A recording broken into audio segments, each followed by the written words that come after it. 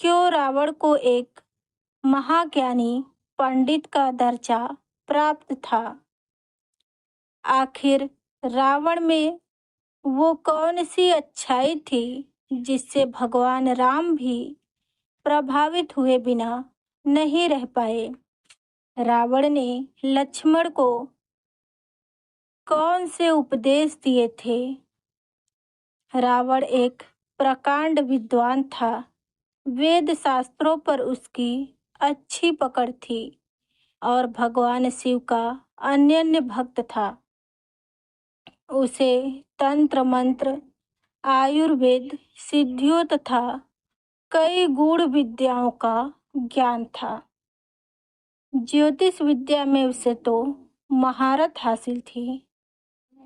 माता सीता का हरण करने के कारण रावण को बुरा माना जाता है, लेकिन रावण जब मृत्यु शैया पर था तब उसने लक्ष्मण को जीवन से जुड़े कुछ अहम उपदेश दिए थे। रावण भले ही शक्तिशाली था, लेकिन माता सीता का छल पूर्वक हरण करने के कारण ही उसका अंत भगवान राम के द्वारा किया गया। भगवान राम यह भी मानते थे कि रावण जैसा महाज्ञानी और विद्वान इस संसार में कोई दूसरा नहीं है। इसीलिए तो उन्होंने लक्ष्मण को रावण से ज्ञान प्राप्त करने का आदेश दिया। वह रावण के अंतिम समय में उनसे जीवन के अहम ज्ञान को प्राप्त करें, जो रावण के अलावा कोई और नहीं दे सकता है। लक्ष्मण जी अज्ञानतावश रावण के सिर की तरफ खड़े हो गए, लेकिन रावण ने यह कहते हुए मुंह फेर लिया कि कुछ सीखने के लिए याचक की तरह पैरों के पास खड़ा होना पड़ता है।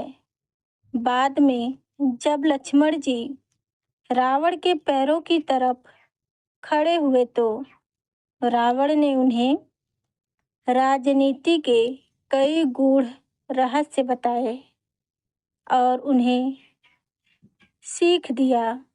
मरणासन अवस्था में रावण ने लक्ष्मण को पहली सीख देते हुए कहा कि शुभ कार्यों को करने में एक क्षण की भी देरी नहीं करनी चाहिए।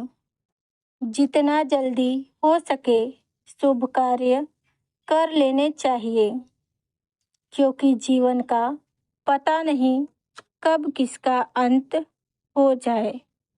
तो शुभ कार्य बिना विलंब किए तत्काल करना चाहिए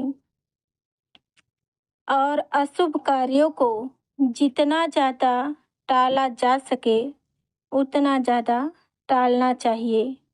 यानी अशुभ कार्य को करने में बहुत अधिक देर करना चाहिए या नहीं करना चाहिए। लंकापति रावण ने अपने अंतिम समय में लक्ष्मण जी को जो दूसरी महत्वपूर्ण सीख दी वो यह है कि कभी भी अपने रोग या शत्रु को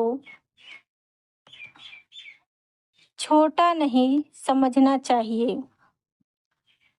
क्योंकि एक छोटा सा रोग भी मृत्यु का कारण बन सकता है।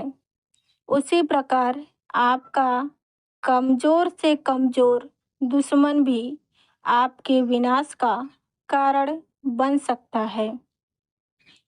रावण ने भी भगवान राम और उनकी वानर भालू की सेना को तुच्छ और छोटा समझकर गलती की। उसकी यही गलती उसके विनाश का कारण बनी। तीसरी और अंतिम सीख जो रावण ने लक्ष्मण जी को दिया वह बड़ी ही महत्वपूर्ण है।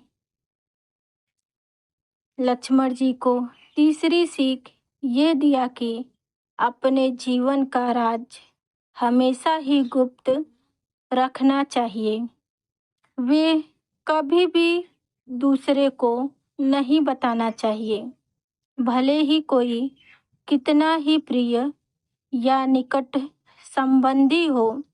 भूल कर भी अपने राज किसी अन्य के सामने न बताएं, क्योंकि रावण के अमर होने का राज उसकी नाभि में छिपा हुआ अमृत था। ये गुप्त राज रावण के भाई विभीषण को पता था। रावण ने अपने भाइयों को अपना समझकर और खुद पर कोई खतरा ना समझकर अपना ये गुप्त राज बताया था। बाद में विभीषण ने ये भगवान राम को बता दिया। इसी कारण युद्ध में भगवान राम रावण को मार पाए। इसलिए अपने जीवन का कोई भी गुप्त राज किसी के साथ न बांटें।